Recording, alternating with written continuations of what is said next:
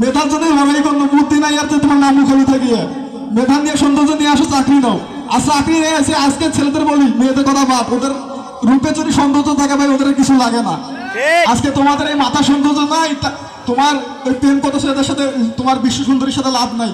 2 দিন পরে দেখবা তোমার প্রেমিকার বিয়ে দেবে টাকা আলা কাকুর সাথে, তোমার লাভ নাই।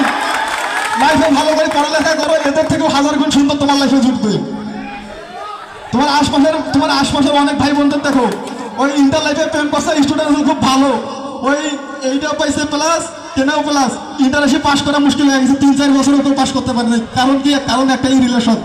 ওদের পরে আবার দেখা যায় ওই মেয়ে বলে তোর আছে গিয়ে মোর বাপ তো চাকরি ছাড়া বিয়ে দিবে না, লাভটাকে ওর বছর 2 বছর পেছনে তোমার নষ্ট করি। মেয়েদেরকে বলি, রূপের সৌন্দর্য আছে ভালো কথা, মাথার সৌন্দর্যটাও খাটাও।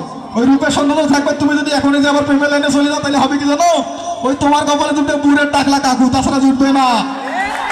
আজ এই মাথার সৌন্দর্য থাকে, তোমার সৌন্দর্যের মতো তোমার জীবন সঙ্গী জুটবে।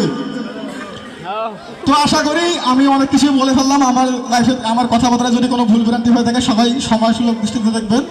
আর প্রতিষ্ঠানে তোমরা সবাই এসেছো, তোমরা নবীন, জানি এক একজন এক এক প্রতিষ্ঠান থেকে এসেছো, এক এক প্রতিষ্ঠানের তোমাদের আচার আচরণ এক এক রকম হতে পারে।